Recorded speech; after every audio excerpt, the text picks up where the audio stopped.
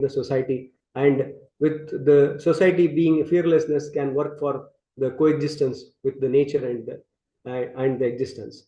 So if I am able to see that the families working together can work for the family cluster, helping each other, and from the family cluster, the harmony can go at the level of the village, and from the village cluster, it can go to the nation and to the world family. That is what is in there as the program of action at the level of the society.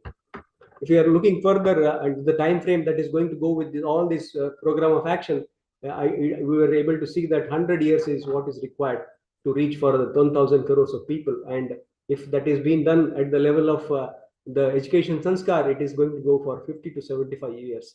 And if at all, if I am working at the level of undivided society where everyone is participating with this right understanding and the right feelings within, it could take about 25 to 50 years, where we are all working for the fulfillment of the humane goals. So this the transformation that is going to help, it is only through the education. And education, there we are able to see that the transformation can be looked in at 3 different steps. One step where we are all working right now, that is trying to make the curriculum got into this UHV content, where we are trying to help for exploring and understanding the harmony. And this will helping for the researchers, the educationists, and the extension part. That can be done at 3 different levels, where value education is helping. Then the second step can be the integrating of the humane values across all the subjects. Whatever the subject that we are teaching at different levels, it can be value-based education. With value education as the base, it can help for value-based education. And the third step can be the living part, the value-based living in harmony. Based living is what is the outcome with the values being inculcated with every individuals. So at the present step, in the present scenario, we are all working at level 1, that is value education. If you are looking at the efforts taken up, how this can be brought up at different levels, the UHV Foundation is trying to work at making students induction program, faculty induction program being introduced at different levels. Especially AICT has taken a keen role in bringing this to the engineering college, especially from 2017 onwards. A lot of efforts being put up, and the universal human values as a course, full semester course, is being there running with a title of UHV2, and there is emphasis on the minor degree is also being floated in some of the universities. And along with this, there are faculty development programs, the management development programs, and the leadership development programs going hand in hand, where the lead people or the mentors are helping the en masse to know about how these values are going to help themselves. In addition to the AICT is taking some keen interest in setting up nodal centers throughout the country, and the UGC and has included this UHV also, and hand in hand they are with different schemes. They are also able to see to that the UGC is also holding this UHV content to their curriculum. And a lot of work is being done pertaining to the translation work, because we were able to see that the regional language is going to help and connect to the people, and emphasis has been given to see to it that the content of UHV is translated to the local languages. So this work is also under progress. And these are all the outcomes that you are able to see in the template, that in the PPT, that the books and the workbooks and the teacher manuals are there ready for the people to use at different languages. And extension part of the initiatives of the UHV, if you are trying to look, it is there that the Madhya Pradesh government has gone in for the schooling level also. This content has gone in for 9 to 12 standard in the textbooks, where the teachers and the students are being brought up with this content. And the workshops are also being conducted at the jails of Kanpur and Ghaziabad, where the encouraging results are being found with transforming the jail inmates. So this is what is the extension activities with respect to the UHV Foundation. To sum up, I would try to see that the program of action at the individual level can be self-exploration for every individual, self-awareness and self-evaluation. And the program of action at the society level can be the people's education program for the adults, and for the children it can be education sanskar program, and for an undivided society the universal humane order program can be looked in. And to provide this humane education in the steps, in 3 steps, that is value education to be at the initial stage, and from there we can look for value-based education, and from there we can see that the value-based living can come in with all the humane, with all the humans.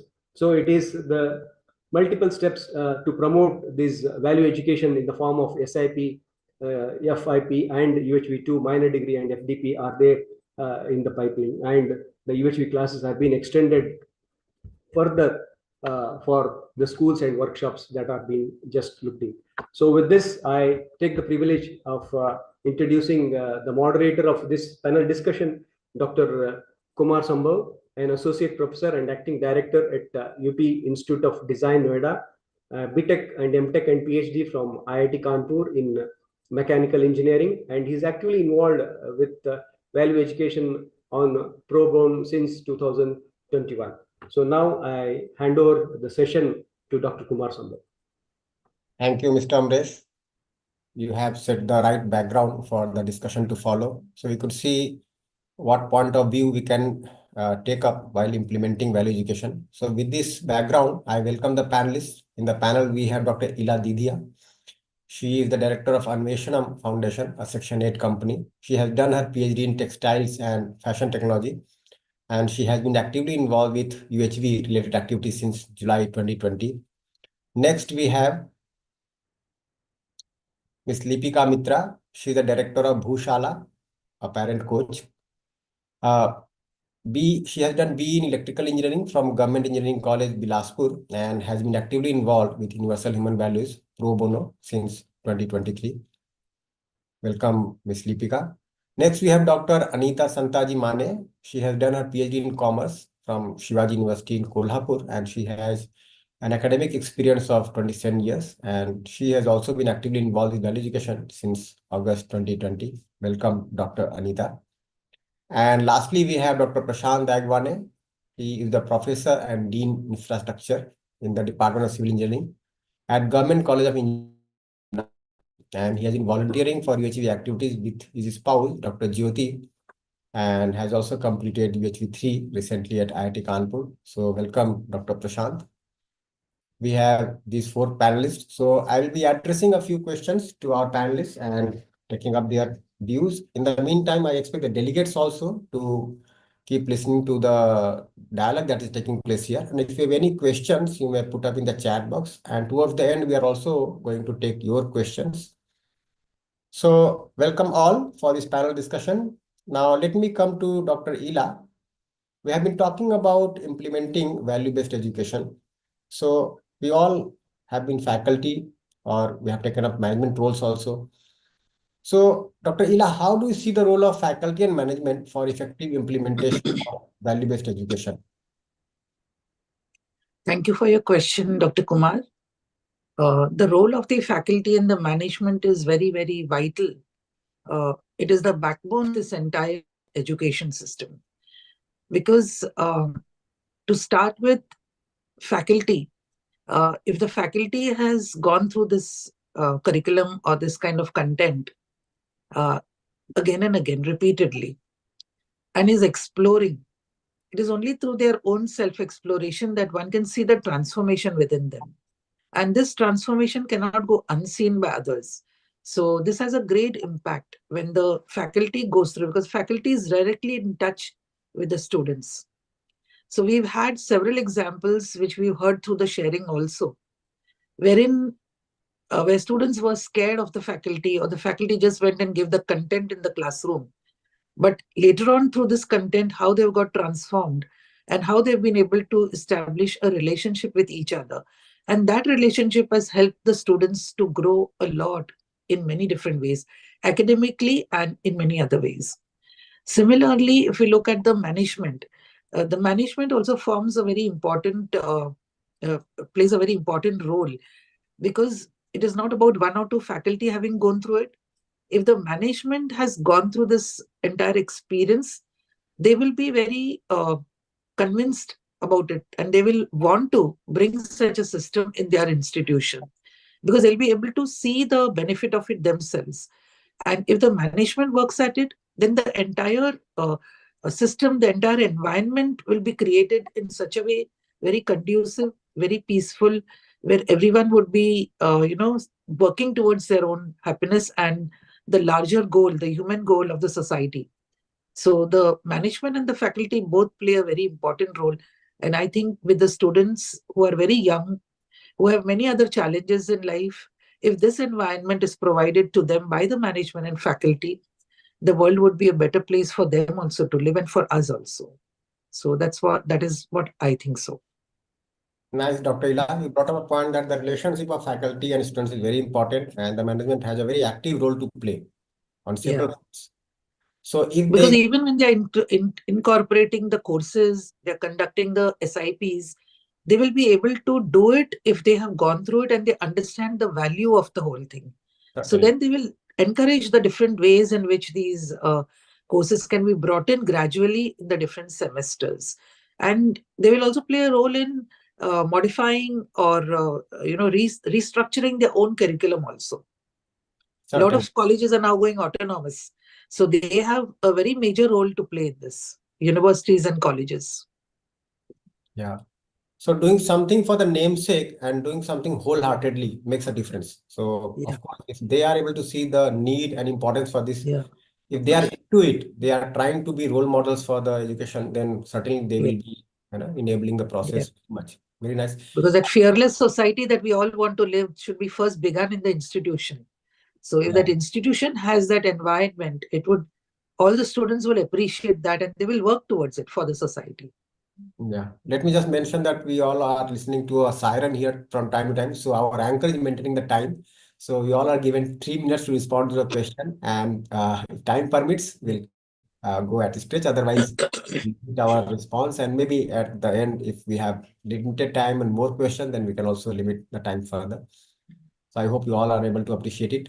At the same time, you can see a poll. Our delegates can see the poll. And while we are discussing, you may also respond to these questions. These questions are similar to what is being discussed with the panelists. So we feel that you also have a say in sharing your opinion. And that's why this poll has been launched.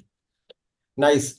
Dr. Anita, so you also have been teaching. I could see that you have taught for 27 years. Okay. And you must have a long association with the management.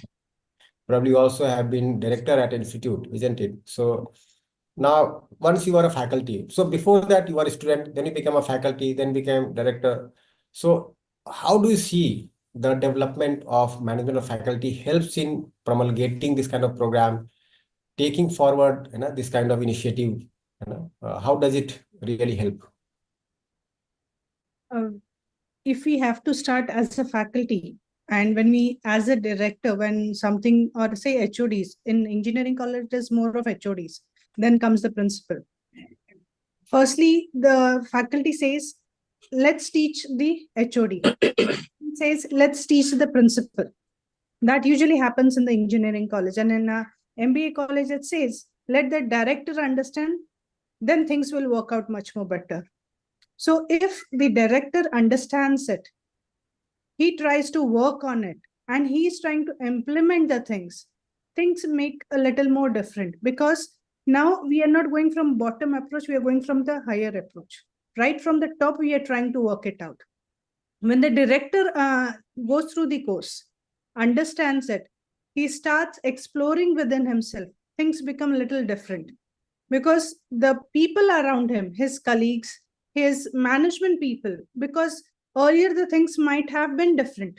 The way we deal with, because they are a person who is a sandwich between the management and the his colleagues or his faculties. So he has to make things work out much more better. Once he starts understanding the things becomes much more simplifier. That has been observed in my campus. When things went little much more, I could understand, I could help my teachers out. And when the teachers understood it, they started working on it. It became much more easier for the students to grasp it. And this way, the whole system started working. And later on, it happened that the campus was much more calmer and things were going on much more harmonious way. Earlier, there were clashes. The clashes could come down because they could see the competence of the other person. They were not doubting their intentions that time. That made little difference when we start seeing the faculty and the management. Because here now we don't doubt on the intention of the others. We start working on ourselves, and then we start saying the things. This is So what. let me just ask, like, after you went through the workshop and you got involved personally, Yes. how did your attitude change towards the faculty or the students or the teaching professor? See, earlier when when a teacher is to come to me with mistakes in the, say, a document, I used to say, how many times do you do the mistake? Now, even if the same faculty comes with similar mistakes or other also come, I don't shout at them. I make the changes. This is the way it should go. Can we work it out? It becomes much more simplifier. Things work out much more better way. So Because people around you must have felt happier after you stress. went through the workshop. Yes, because stress is lesser at my end, at their end also. The stress level goes down when the person is entering the door. Mood kaisa hai? That is not there now. Things can work out better. That is the work. Things work out much more better that way. Certainly, very nice. Thank you. Miss Lipika, let me come to you now. You have been heading the organization called Bhushala, and I think not many panelists are acquainted with what your organization is doing. So maybe very briefly, you can mention about your work and also how do you see the role of management and faculty development in inculcating values among the students? Yes, thank you, Dr. Kumar. It was enlightening to listen to what Dr. Anita says about her sharing, and Dr. Ela. So what we do in Bhushala is I'm a parent coach, and through that, what we are doing here, that this value education, academic excellence is not everything. There is value part of it. This has to reach to the parents, and that's what I started, reaching to the parents. Actually, initially I thought that, I will go to the students, but then I saw that it is more important to reach out to the parents, and then that's why I started with parents initially. So that's what I'm doing currently, and as I've started volunteering for UHV, it's not a long time, but whatever I see in my experience, I see that we were talking about this top-down approach, right? And it is very important in the initial phases, I think. For example, this 3 credit course that has come to that we have defined, it has come from this top-down approach. So I was listening to this sharing of one of the institutions in northern region of our country, India, and they say that in the, this credit course is there in their 2nd year, but in the 3rd and 4th year they have this optional subject on UHV 3 and 4, right? And there are 4 or 5 classes that they have to conduct because students are now opting for those optional subjects. So initially, yes, it has to be done from the management, but when we are able to see this whether a student or a faculty, then we are able to, when we are able to explore on our own, then we can see the importance of this value education, right? And as we said that the faculty role, it is much more significant because students are looking up to us and we are the role models. So when the students see that we have clarity about this comprehensive human goal that Dr. Ela was mentioning, human goal of right understanding, right feeling, and prosperity, and with that clarity comes confidence in oneself. And with that confidence in oneself, then one get the competence of mutually fulfilling behavior with students, and also get the competence of this mutually enriching interaction with nature. Right. So I'm able to see the holistic vision about the technology, about the production systems, and then I'm also aware of my social responsibility. So when students see this and these things in us, then they get inspired. And ultimately, what we want is this transformation in the child, right? So it will get enriched generation after generation as we are able to explore more and more as teachers. So in all, everybody has a role to play. That's why we have all kinds of program, that as Mr. Amrish was mentioning about this FDP, NDP, and LDP. So all go hand in hand, I would say. Very nice. Very nice. So you mean to say that since the students are taking the elective courses effectively, so we have to give some more emphasis on such courses. We can run more elective courses. And of course, IICT has also initiated the minor degree. And the comprehensive goal has to be looked into. The goal of the organization cannot be merely more admission, more placement. We have to look into the actual development of the student, where the right understanding and right feeling is ensured, the relationship is enriched. Nice, very nice. Now let me come to Dr. Prashant. So Dr. Prashant, what would be your take on the development of management faculty? You can see that the faculty and management are already loaded with so many responsibilities. They have teaching work, they have co-curricular and extracurricular activities to take care of. And now we have accreditation bodies also like NAC, NBA coming up. Among these, do you feel that if the institution takes up such initiatives of developing faculty and management in UHV, they would be welcoming it? How do you see about it, Dr. Prashant? Yeah, Dr. Kumar, a very nice question in this scenario. So really the role of the teacher, as discussed by my earlier panelists, Dr. Ela and Dr. Lipika. So Miss Lipika, so it is there. So very rightly said by you, there is a burden. But if the teacher has undergone through this, as it is this drive of faculty development program and management development program also, so they will be having the right understanding about their duties. And instead of running behind the wrong concept of the prosperity, means the job is only to take the salary and nothing to do more than that. So that concept will be slowly taken out from the teachers, and they will develop themselves, they will develop the right understanding. And though no doubt there is a burden of NAC, NBA, etc., but still for their own self-development, and so it is done through the faculty development. And it is understood by the management also. So there will be management development programs. So with these two programs, the teachers will be, as rightly said, and it is seen in the poll results also. So it works for the 80% of the attendees here also and in abroad also can say that, or they have given the poll answer that it is very much necessary program for them, and 80% it works. So definitely, though there is a burden on the teacher, but with the right understanding and what that is called as right behavior towards the humane society. So, and after rightly said by the Dr. Ela, by observing the teacher's behavior, the students also get converted, and they are also doing same thing for the right understanding, and not for the with the wrong concept of the prosperity, just by accumulating more and more. So in this scenario, or not, as far as the nowadays is concerned, as far as the role of the value education is concerned, we are presently giving only the skill education. But as said by the Amresh in the keynote also, it should be priority should be given the value-based education along with the skill education. So in my view, your question is very correct. They are overburdened, no doubt. But with the right understanding and with going through these FDPs, they will be having happily, because happiness is innateness. And if it is understood by the teacher, then there is no question of the overburden as such. So that is my say on this issue. Ji.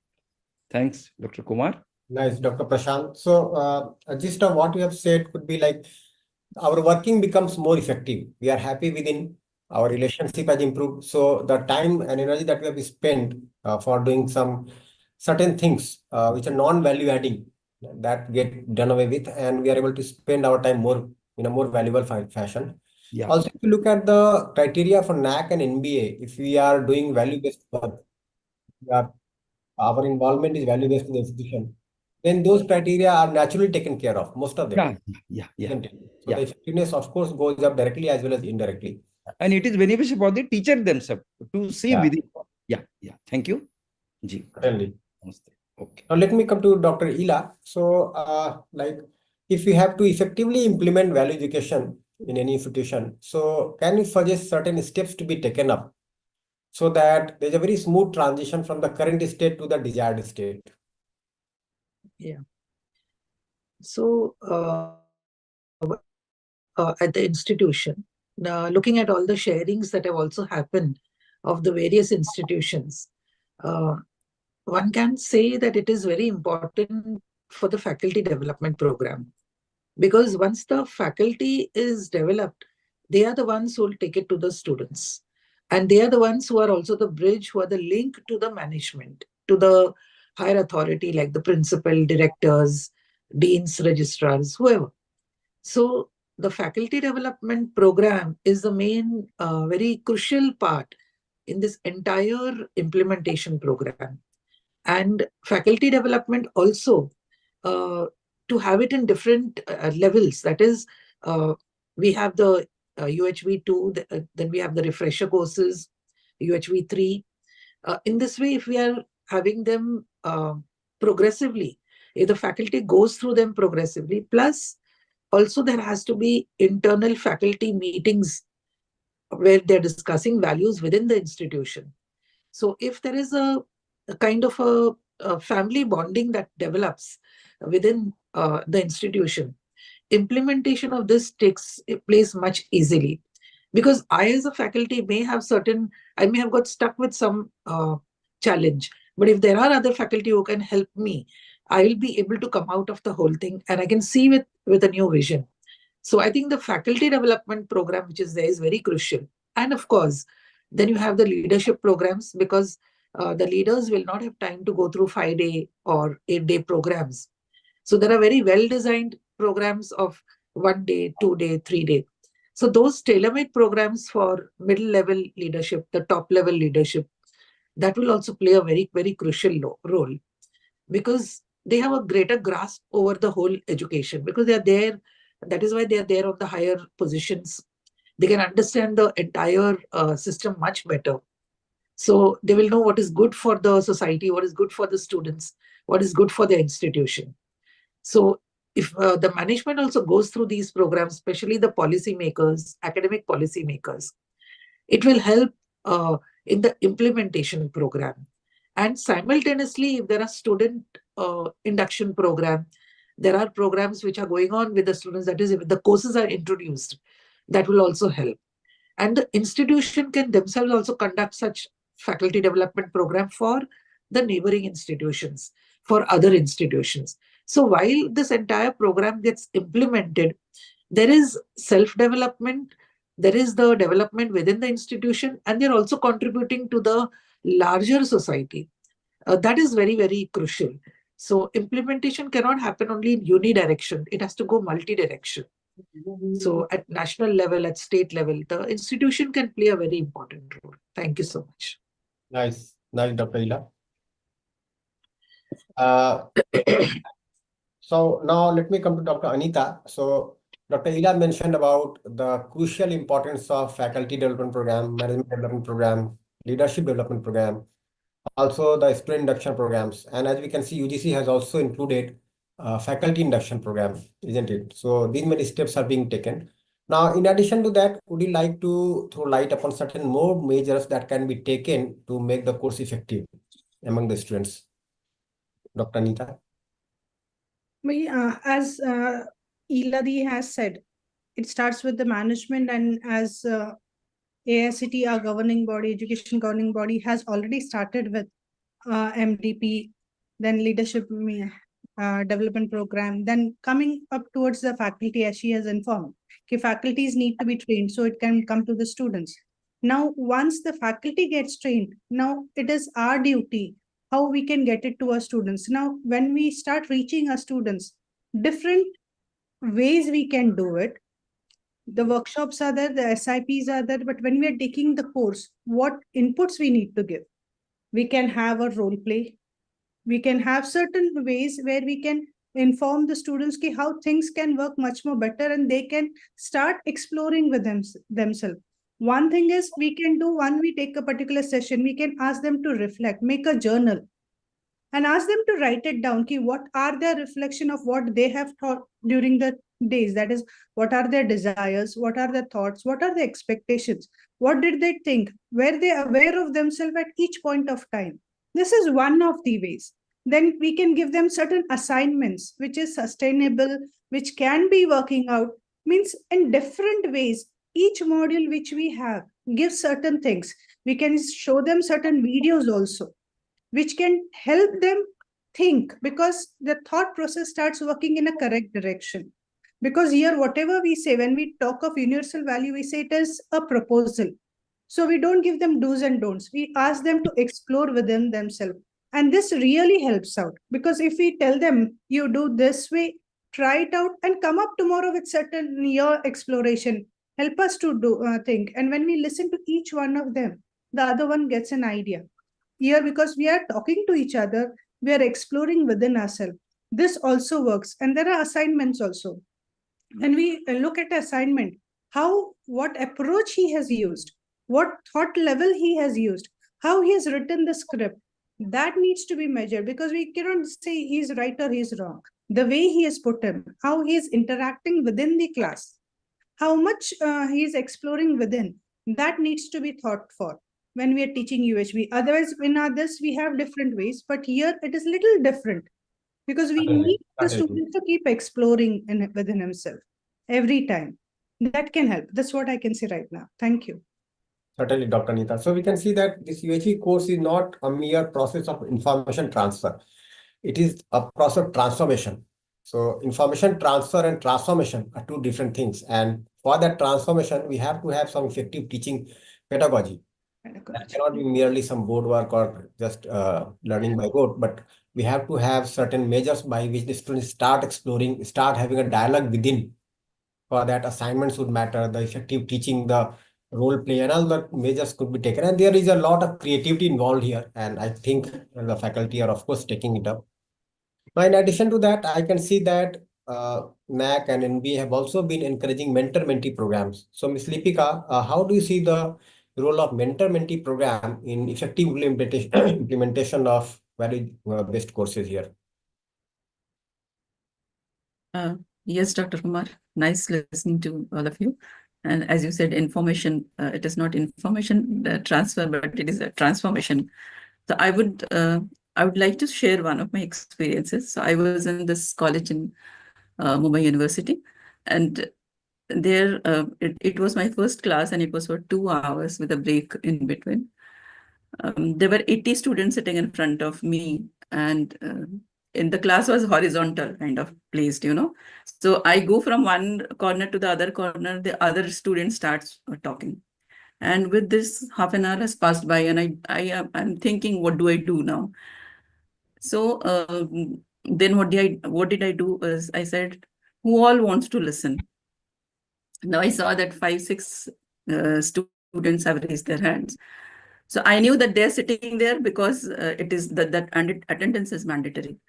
So then I said, okay, so I am going to take the classes for 5 and 6 students who are there. And other students, you can leave because you don't want to listen. I will give you attendance, no problem about that. You don't have to worry. And then I told them that because of you, there is, these students are not able to hear. Is it correct way to do this? So with this conversation, and then I saw that nobody actually got up, and my class was pin drop silence. So I think this self-exploration is the key. I could have done these do's and don'ts that if you don't sit here, I will give you, this is mandatory for your attendance and all that. But this is what I saw, and this came to my mind then and there because even I was exploring myself. And so I was able to do it, I would say. So this mentor-mentee program, yes, of course, the mentor has to be exploring, and then they can pass on this to the mentee. Your conduct is your living. It has to be in your living. That's what is the process. Thank you, Dr. Kumar. Nice. Nice, Ms. Lipika. In fact, we have this FSR, faculty-student ratio, and AICT and UGC do mandate that as per the faculty-student ratio, we need to have mentor and mentees also. So if that is done, certainly the counseling would take place in the right direction, and the teaching would not be limited merely to the classroom. Even after the course is over, they can have certain valuable inputs from the faculty, and the faculty can be a life coach for them. Certainly. Nice. I come to Dr. Prashant now. We can see that in teaching, evaluation also is a very important aspect. Yes. So how do we set up question papers? How do we evaluate them? How do we share projects with them? How do we evaluate the projects, right? So would you like to throw some light upon these aspects of teaching to make the UHV courses more effective? You are muted. Yeah. So thank you, Dr. Kumar. Again, a very live question as far as teaching is concerned. So with my this 30 years of the experience, what I can see, by going through these UHV proposals for this last 3 years. So what I am finding with the proposals giving to the students, if the projects are given the value-based education, such as it is related to the, we can say, Unnat Bharat Abhiyan, or the solid waste management, or the urban green space analysis, like that. So the students are getting themselves motivated, and they are taking it very interestingly, because instead of working just theoretical or making analysis on the computer and all, here they can see the actual application of this and with the society. So in my view, whenever I have to assess the students, so if I am giving the marks to that students who has given the that particular plantation or some 5 trees in this his name, and if it has been developed during his project period of these 2-3 years, because he is with me for 4 years, so his status as a volunteer, or as a you can say UHV based person, so it has been done by me at least for this last 2-3 years. Another thing, while giving, as rightly told by the earlier speaker, Ms. Lipika, attendance should not be mandatory while teaching or while valuation, because as far as these some AICT is concerned, so we are distributing the internal marks. So some marks are given to the attendance. So instead of giving the marks to the attendance, if that boy is performing some universal value related activities, some social activity, some campaigning, some watering to the plant, or the development of this, so we can have a very nice rapport between the students, and it won't be again like the do's and don'ts. Again, it will be following. It can have a counter effect. The child is not coming to the class and planting trees outside. So how will the child grasp the content shared in the class? So No, yeah. into that aspect also, yeah. Yeah. But we can see that. So there are some classes. So in AICT's timetable, there is mentoring class we are having here. You also may be having some. There is mentoring class is there. So likewise, this 20:1 or 15:1 mentor ratio. So in that case, I can do this. Another thing, this some NPTEL courses also. So they are. I'm actually talking about the evaluation of the question papers, which are being said by the faculty while teaching the courses. As you mentioned, like there is a course second year. Anyway, what we can do, we can delve upon it further. We can think about it. Nice. Okay. Yeah. Nice. Now, there is some limitation of time, and very quickly, I will give just 1 minute to each of us, and then I'll be sharing certain questions. So, let me come to Dr. Ila. So, can you mention some of the hurdles or difficulties in ensuring value-based education in the and how they can be overcome? Very quickly, just a glimpse of what you could share here. Yeah. So I'd just like to say that I don't look at it as hurdles. I look at it as steps for development. So this development of values is a very gradual process, and it goes step by step. So the resistance that is there, it was there even within me. When I started, I got it just 6 months before I was retiring. And I was wondering, why does my management want me to go through a value education class at this? I have been a very good person, and I've spent a long life over here, 40 years, teaching students. But when I went through it, all this resistance slowly melted. And I could see on the very third day, it was a 5-day program. On the third day, I realized that this I should have got it 40 years back or even much earlier. And as a student, if I had got it, I think my life would have been much meaningful and much more better. So the initial resistance is there because of I would call it as lack of understanding, the right understanding. But as we go through it, this melts down. So this is a common process with most of us. So we have to wait for that, you can say, the milestone to turn. Yeah. So every time we are going to people, to persons, this is the same feeling that may happen, whether it is student, whether it is a higher policy maker, or whether it's a faculty, or whether it's a parent for that matter. So this feeling is going to be there. Why do I require it? I am the best person. I am the good person. So it's just that we have to give time to the people to go through it, let the person experience it. And once the person experiences, they themselves realize, oh, this is I've never done in my life. This is something which is coming first time. So all that what I have done was different. I may have called it values, but the process is so important here. So we have to wait for the things to happen. So I think I don't look at it as a problem, because then I will say that I only was a problem then. So I look at it that this is just a process.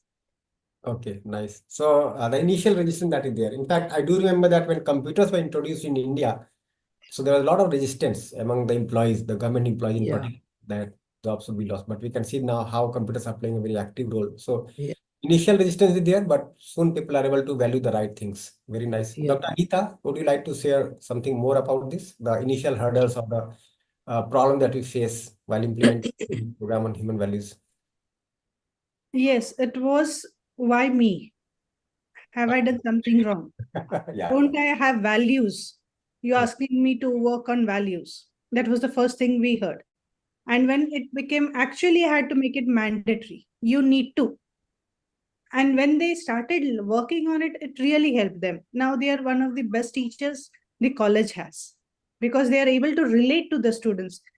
For us to study a particular subject, it has taken 15 years, 20 years we have been teaching. Now to work on them, it will take time. So we need to give them their time also. And this, the management needs to understand. The management needs to support it. And if the management supports through its vision, through its mission, things may work out much more better, because this transformation will take time. And we need to give some time to them also. That's what I feel. Nice, Dr. Anita. Now let me come to Ms. Lipika. While Mr. Amresh was presenting the UHV point of view, it was also mentioned that as an extension to higher education, programs are also being introduced in class 9 to 12 in MP. So how do you see the possibility of including such inputs in primary and secondary courses, primary and secondary classes? Say the way we are implementing the course in the higher education, will it go the same way, or we'll have to have a different approach altogether for these young children? How do you see that? Yes, Dr. Kumar. So yes, maybe the approaches could be different, but it has to start at the young age, more so at, from the mother's womb. So yes, so how do you implement this? It requires a lot of, I think it has, there's a lot of effort, that thinking that has already gone into this, and because it is there in the education. And since you have been a parent coach, of course, you'd like to counsel the parents also when such inputs are included, isn't it? Yes, yes.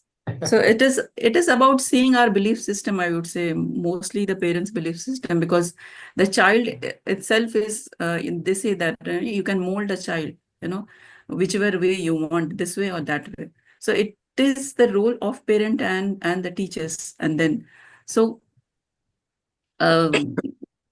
how do you do that there could be different ways, like the, community projects, or Making some workbooks. the work. Yes, yes. In fact, I've seen such workbooks. So the same content is same, but the way you do it is different, right? The approach would be different. That's what you say. And it could be, again, the self-exploration is the key. Yeah. Yes, Dr. Kumar. So I think, it is a great opportunity for all of us to join hands to become an active participant in this potential transformation. We can make toys, we can make such exercises, we can make poems and rhymes, all those things can be done. Yes, there are a lot of things. Yes. There's a lot of creativity involved here. Yeah, correct. So once we decide that we have to do, then there are a lot of things that can be done. Certainly. Yes. Dr. Prashant, what would be your take on the steps to be taken when we take this forward to primary and secondary education? Yeah. As far as myself is concerned, and the poll results also I have seen with the foreign delegates or Indian delegates also. At primary, it is to be taken. It is already started with the MP, and around 385 schools are working over it in the MP as far as the presentation by the Amresh is concerned. Some books are transferred in the local languages, and workbooks are also developed. So the students, instead of this higher version of this UHV 2 and UHV 3, only the basic UHV programs like understanding the relation, with the right understanding. I'm giving the example of our earlier days when we were child, the pencil which we were using. So instead of wetting, it was the example given by some volunteers. So instead of throwing that pencil when it is short, if we try to understand that particular point, that unless and until that pencil goes up to the end, we can use it, and that will show us the meaning of the prosperity. It can be rightly used. So since I'm having much more, my father or mother is having much more, I can ask pencils. So it will develop definitely the right understanding in the child and with the other colleague also, there are fellow students. So I think it can be done by the teachers, and I hope it is to be perfect at the primary level. So thank you from my side. Thanks. Nice, nice. So such illustrative exercises can be given according to you. Yeah. Very nice. I'll come to the panelists again if you do not have any questions for delegates. But in the meantime, let me just ask the delegates, if you have any questions to ask to our panelists, you are most welcome. You can raise your hand or you can message in the chat box. We'll try to respond. Anybody from the delegates would like to ask anything? You can just raise your hand. I can see so many delegates are here listening to our discussion.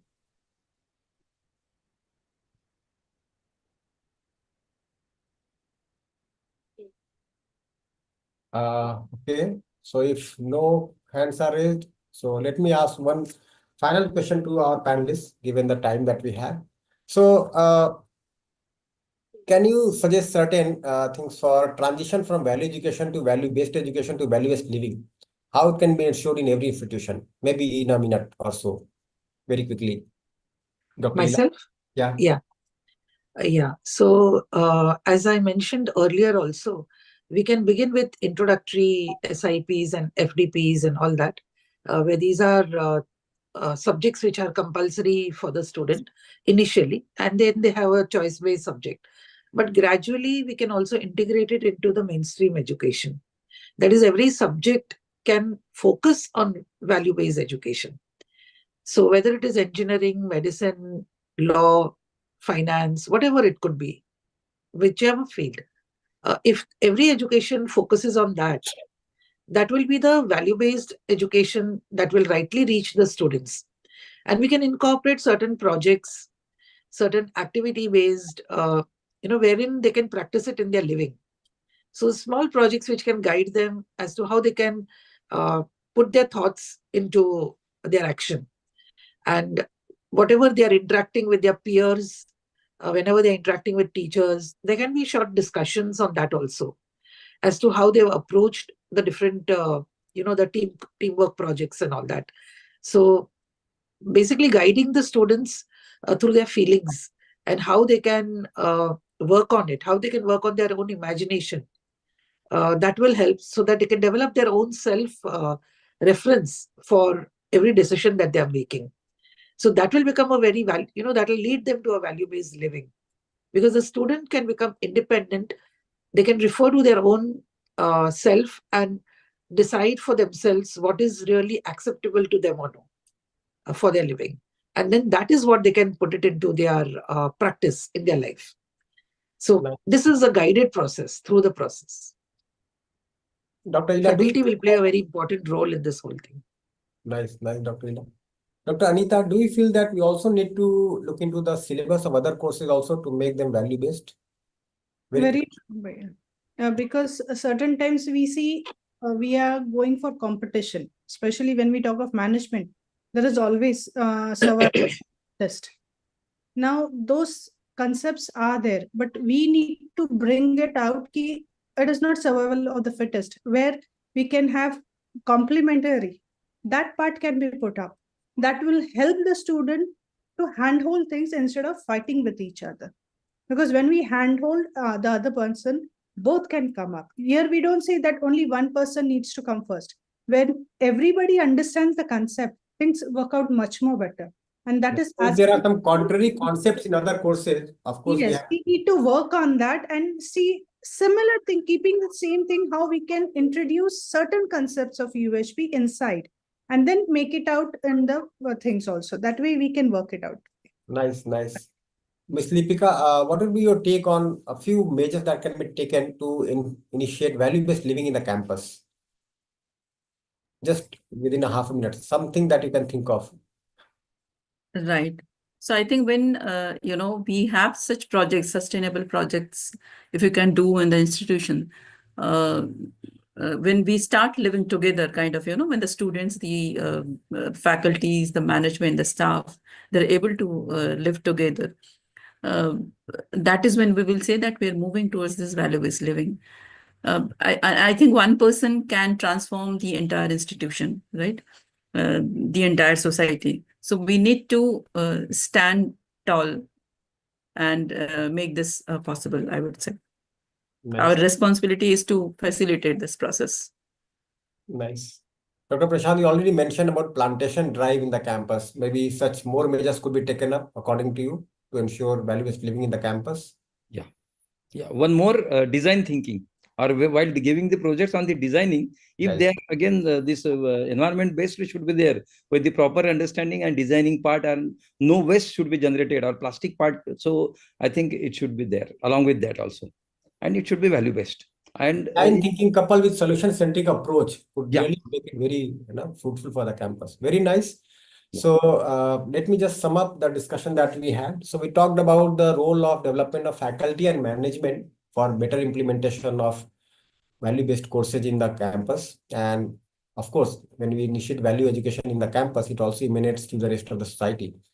You could also see the various hints that we got from our experience about effective implementation, how the course can be taught, how the management can be supportive, how the evaluation can be done, how the projects can be given. We discussed about it. We also talked about the resistance that we get initially while implementing anything new, the few difficulties or hurdles that we have to face. And then also talked about how we can take it to primary and secondary education and how this classroom input can be a part of our living in the campus holistically. So very nice. It was a very fruitful discussion, I feel, and I think the delegates also might have found it very useful and fruitful. So now let me come to Dr. Manipara. You can make the announcement for the next session, and here we conclude the panel discussion. Thank you all. thanks. Thank you. Thank you. Thank you all. Now Thank you. we are going for a short break for the next session. I express my thanks to all participants, moderator, and everyone, including delegates, to cooperate and provide the good insights. Thank you. Thank you, everybody. Thank you all. Thank you all. Yeah. Thank you. Thank you.